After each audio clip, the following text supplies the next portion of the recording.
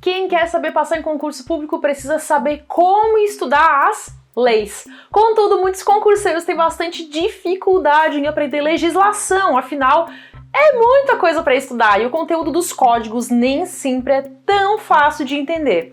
Eu sou Cíntia Brunelli e no vídeo de hoje eu quero te ajudar com dicas para vencer esse desafio. A primeira coisa que eu tenho que te falar é a seguinte: quando você for estudar a lei, você não precisa fazer resumo, até porque os artigos já são curtinhos. Você pode grifar aquilo que for mais importante. Mas atenção, você não deve grifar ou sublinhar tudo.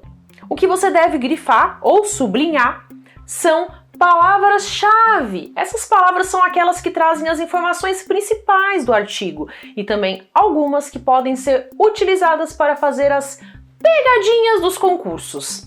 Eu falo bastante sobre isso no meu e-book, Guia Você Aprovado, te convido a conhecer. Vou dar exemplos de palavras que você deve grifar. Sempre, nunca, salvo, somente, obrigatório, facultativo, desde que e ainda que. Você também deve cuidar com as palavras poderá e deverá. Se a lei diz que alguém poderá fazer alguma coisa, significa que é uma possibilidade.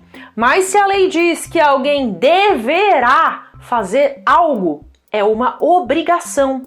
A banca sabe que você às vezes não presta atenção nesse detalhe e aí erra na prova. Atenção também para as palavras defeso e vedado. Elas significam proibido, mas muita gente não sabe disso. Outra palavra desconhecida da maioria é prescinde. Muita gente acha que prescinde significa que precisa, porque prescinde e precisa são palavras meio parecidas, e é o contrário. Prescinde significa que não precisa. Sempre que aparecer a palavra não, pode circular também. Grife a palavra não. Por exemplo, não é, não pode, não cabe, porque a banca pode colocar na sua prova o artigo igualzinho, só retirando a palavra não. E se você não prestou bastante atenção, você vai achar que tá tudo certo e vai errar. Você também deve grifar números, como prazos, percentuais, frações e composições, como por exemplo o número de ministros dos tribunais.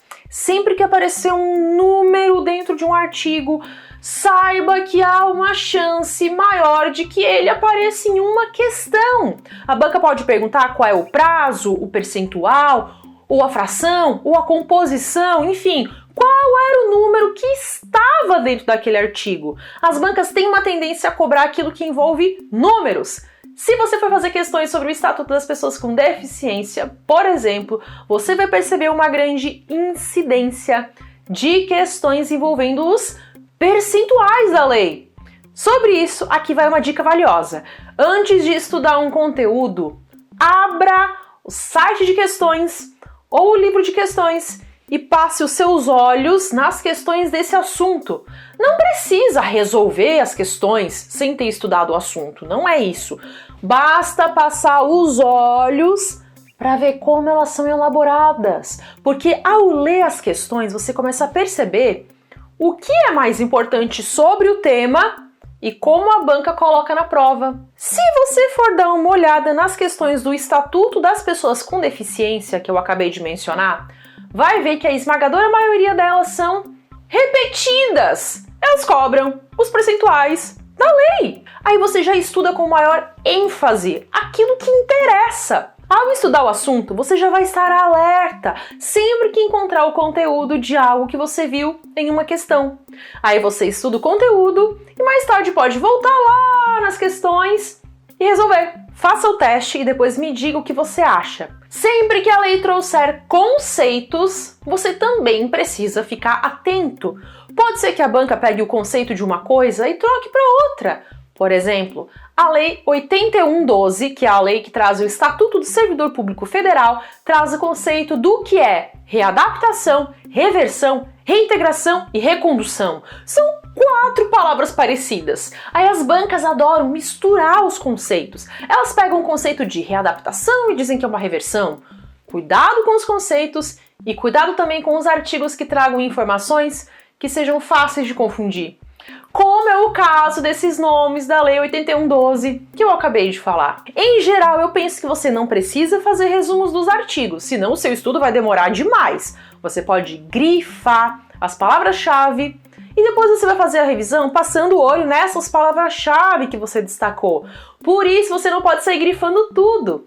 Mas se o artigo for muito confuso, aí vale a pena fazer um esqueminha, um mapa mental pequenininho, para conseguir entender esse artigo. Existem artigos que são realmente complicados de entender apenas fazendo a leitura, porque são extensos e cheios de detalhes. Fazendo um esquema, um mapa mental, vai ficar mais claro o que aquele artigo quer dizer e vai ajudar também a memória visual. Eu também indico que você faça pequenos esquemas sempre que o artigo trouxer números. Por exemplo, STF, flechinha, 11. Aí você olha e você já sabe que no STF são 11 ministros. Outra dica, quando os artigos forem meio parecidos, você pode elaborar uma tabela com cores diferentes para cada coluna. Por exemplo, você sabe quem é julgado criminalmente no STF e quem é julgado por seus crimes pelo STJ? Todo mundo faz confusão sobre isso. Ao elaborar uma tabela, fica mais fácil visualizar e memorizar. E ao estudar as leis, lembre sempre que o seu objetivo é o de passar em uma prova e não o de virar um grande estudioso e filósofo pensador. Eu vou dizer algo aqui e eu sei que eu corro risco de ser criticada, mas eu vou ser sincera porque eu quero o seu bem.